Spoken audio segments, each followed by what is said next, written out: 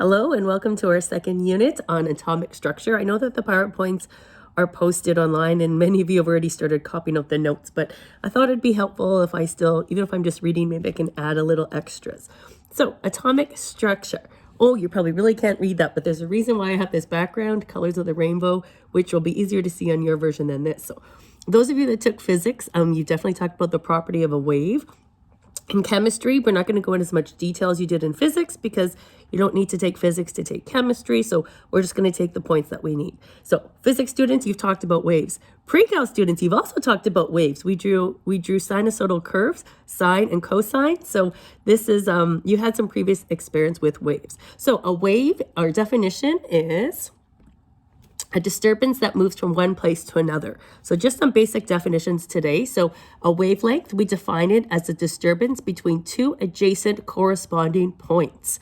Oh, we technically talked about that in pre-cal, but we didn't use the word wavelength. We would have used the word period.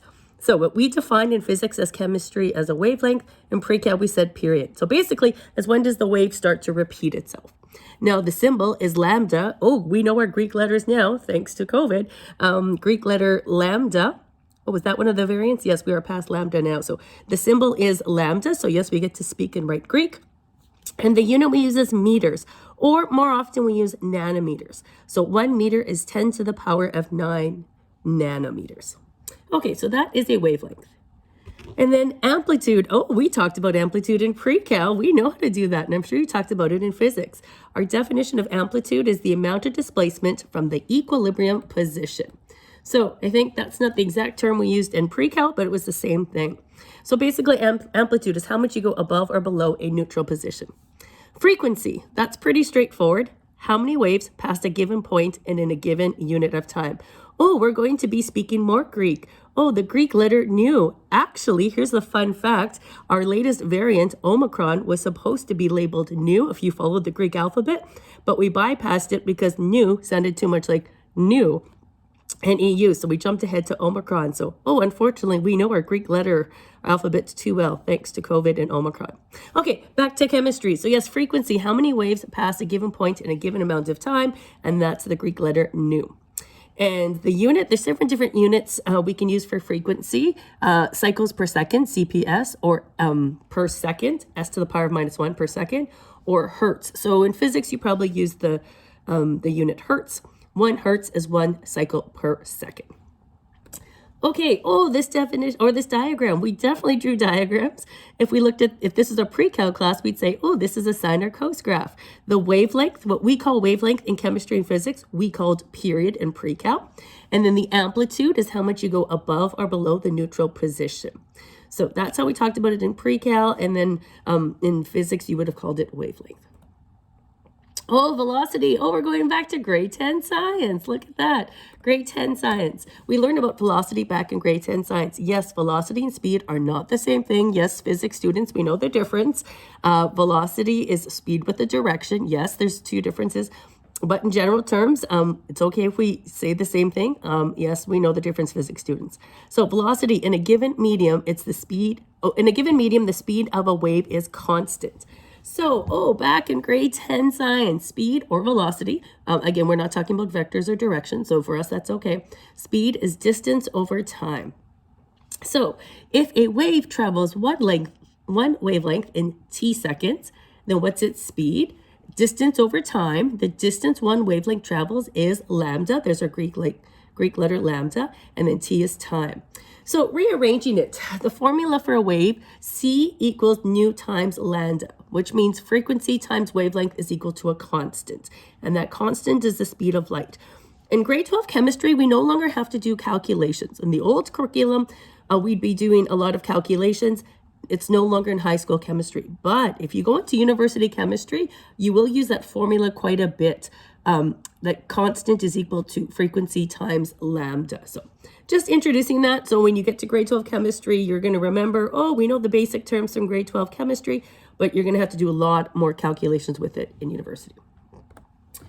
Okay, now the next one, electromagnetic radiation. Light is made up of electromagnetic waves. If we're in class, I'd say, how many types of electromagnetic waves are there? And you would say 7.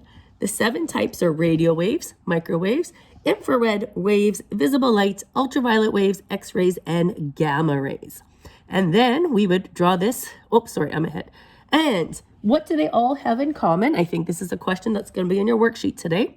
All electromagnetic waves travel in a vacuum at a speed of 2.998 times 10 to the power of 8 meters per second, which is the speed of light. That's on your worksheet. Okay, visible light. I'm sure you've heard that phrase Roy G. Biv before. So yes, I know it's hard to see this, even worse I can tell on my camera. But my backgrounds are Roy G. Biv, kind of, for a reason. Roy G. Biv stands for the colors of the rainbow. Red, orange, yellow, green, blue, indigo, violet. Now, we have them in order from longest wavelength to shortest wavelength. So red is the longest and violet is the shortest.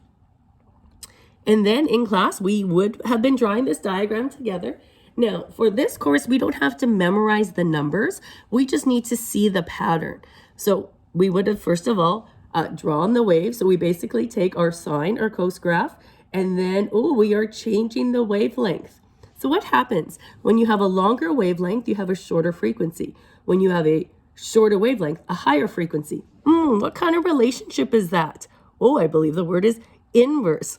So longer wavelength, shorter frequency, shorter wavelength, higher frequency. I think you can see by the diagram that makes sense. So what you do need to know is to place them in order. You won't have to worry about the actual numbers on your test or exam, but you should know that the longest wavelength is radio, then microwave, infrared, visible, ultraviolet, X-ray, and gamma rays. Now with invisible, not invisible, visible, in the visible range, what's the order? We just did. That's Roy G. Biv. Red, orange, yellow, green, blue, indigo, violet. Red is the longest, violet is the shortest. Let's look at the order. What kind of wave is closest to red? Infrared is closest to red. Look how literal we are. Which wave is closest to violet? Ultraviolet.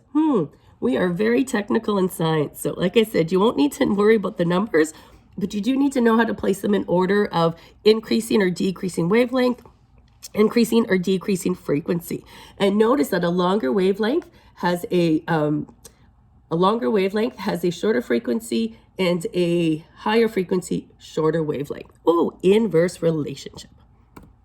And diffraction. And then in Bio 40S, we are going to talk about diffraction. Not today. I mixed up on my days, I think. In a couple classes, we're going to talk about X-ray diffraction as it talks to the DNA molecule. I think that's going to happen tomorrow.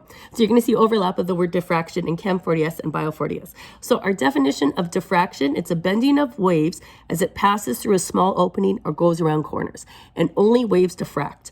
That simple sentence, only waves diffract, we're going to come back to it when we talk about quantum chemistry or quantum theory. That simple phrase is going to have big impacts. Okay, so if you took physics, I know that's a lot of review if you took physics in pre-cal, but not everyone is. Those courses aren't prereqs to take this. So your assignment today is to work through the electromagnetic radiation worksheet. All the answers, for the most part, are based on the notes that we took. Now, I don't know if these video links work, but I am going to add some video links onto the Teams page. So you can, I know many of you can read through this, but hopefully you're watching this on your Chromebooks through Teams, and you can watch the video links, and then you have the rest of today's class to work on that. And don't forget, you do have your test tomorrow on aqueous reactions. You need a calculator, loose leaf. I will provide you the reference sheets. I will post pictures of what that looks like on your Teams page today. Okay, and what's our funny joke? Oh gosh, I don't have my glasses on. I don't think I can read that. Calculating frequency. It's so easy, it hurts. That's funny. I hope you're laughing. I can hear you laughing from here. Okay, so have a good day. Good luck with this assignment. If you have questions, message me through Teams. And don't forget, you have a test tomorrow. Okay, bye.